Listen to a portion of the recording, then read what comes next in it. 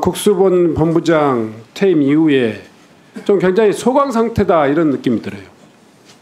뭐 그렇진 않고요. 뭐 나름대로 우선 특수본부에서 예. 일단 경찰이 신청한 이 압수수색 영장, 그리고 체포영장, 구속영장 89건 정도 되는데요. 표에 보면 이 중에서 영장이 기각되는, 그러니까 검찰에 의해서 기각된 사례가 21건이나 돼요. 거의 이 정도면 검찰이 경찰 수사를 거의 방해하고 있다 이런 수준이라고 생각하는데, 그런 측면에서 보면 경찰이 이런 악조건 속에서 수사를 진행하는 것은 대단히 악정 고투하고 있다. 노력을 그런 부분에 대해서는 인정을 합니다. 네, 의원님 말씀에 좀 공감하고요. 저희들이 예. 뭐 압수수색 영장만큼은 좀 많이 압수수색 영장이나 이 구속영장, 체포영장 이렇게 경찰에 의해서 불청구되는, 그러니까 기각되는 이 사례에 대해서 어떻게 생각하세요?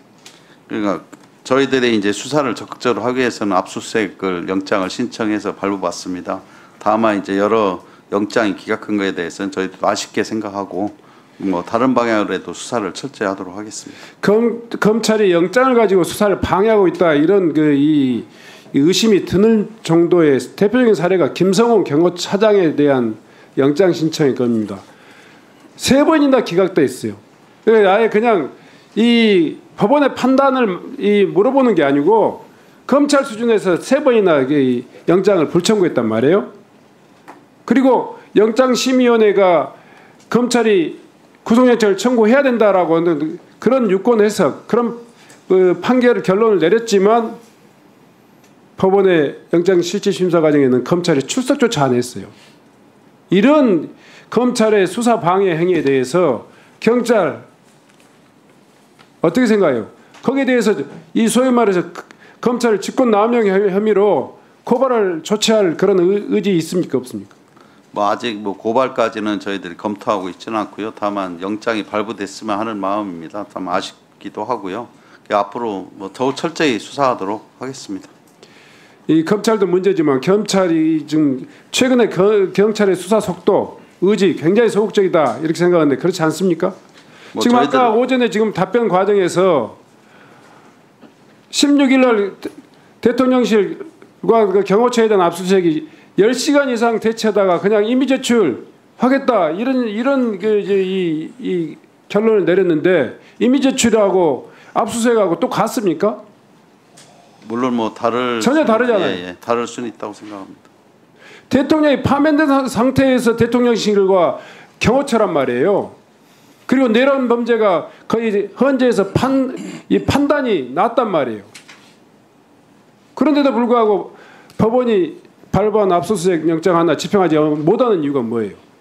뭐 그 여러 가지 현실적인 어려움도 있고요. 그 대통령실 및 경호처가 국가의 중대한 이익을 해야 할 우려가 크다는 이유로 계속 국가의 중대한 이익이 내란 범죄를 규명하는 수사보다 더 중대한 이익이 있습니까? 뭐 저는 내란죄 규명이 우선해야 된다고 생각하지만 현실적으로 그게 여의치는 않습니다. 국가의 중대한 이익을 해야 하는 경우를 제외하고는 승낙을 거부하지 못한다 이렇게 명시하고 있잖아요. 그 판단에 대해서는 서로 입장이 달라서 저희들도 좀 그 판단을 한 사람이 누구예요? 제가 보고받긴 대통령실하고 경호처에서 아마 그렇게 아니 경호처가 사람입니까? 누구냐고요? 그것까지는 제가 보고받지 못했습니다. 무슨 그러니까 소극적이라는 거예요.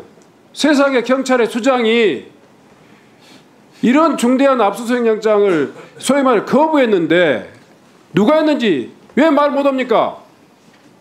경호처가 사람이에요? 뭐 그런 건 아니고요. 제가 누구예요? 구체적 사건에 대해서 보고받지 않기 때문에 압수수색이 거절당했단 말이에요. 집행되지 않은 거에 대해서 그것을 구체적인 사건이라고 그래 이야기 얼버무리세요. 정진석 실장 아닙니까? 이야기하세요. 아니 그것까지는 제가 보고받지 못했습니다. 수학장 나와보세요.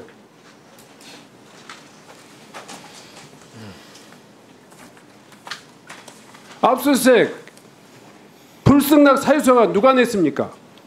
저도 그 부분은 구체적으로 보고를 받지 못했습니다. 전 특별수사단에서 특별사단 누가 이 불성락 이 압수수색에 대해서 거절했냐고요. 그건 법적인 절차고 구체적인 서면으로 했을 거 아니에요. 서면으로 했어요, 안 했어요?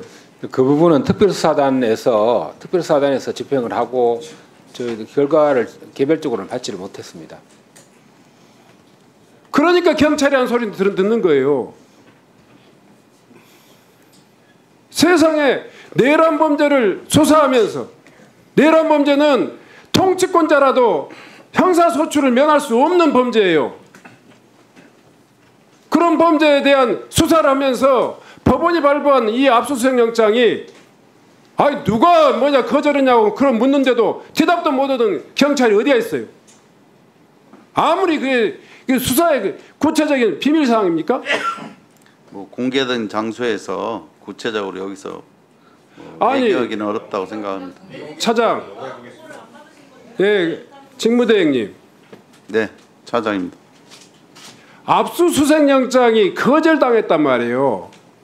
자, 그러면 그 사유가 분명히 해야 되고 그 기관의 책임자는 아무나 할 수 있는 건 아닌데 그 기관의 책임자도 특정하지 못하는 그런 기관의 수장이 무슨 지금 그걸 어떻게 국민들이 이해해요? 금방 말씀드린 수사사항이고요. 그 구체적인 내용에 대해서 여기서 뭐 말씀드리기는 어렵고요. 나중에 뭐 파악을 제가 또 해보겠습니다.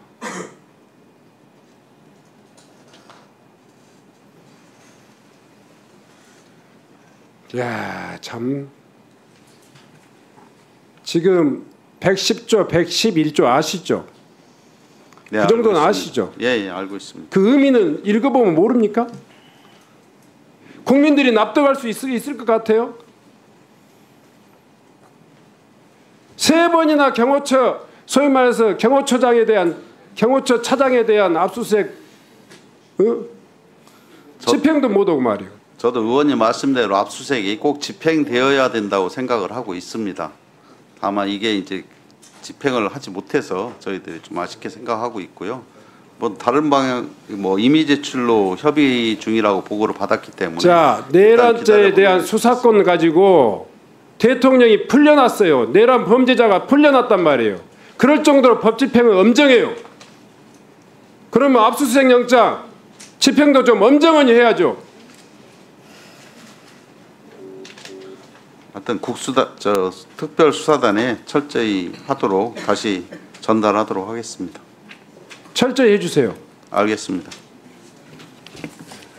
그리고 그 거절한 사람의 소위 말해서 대통령 이 소위 말 비서실장인지 경호처 차장인지 분명히 특정해서 보고해 주세요. 그렇게 하시겠습니까? 네, 알겠습니다. 제가 직권남용 행위로 고발하려고 그래요. 보고해 주시기 바랍니다.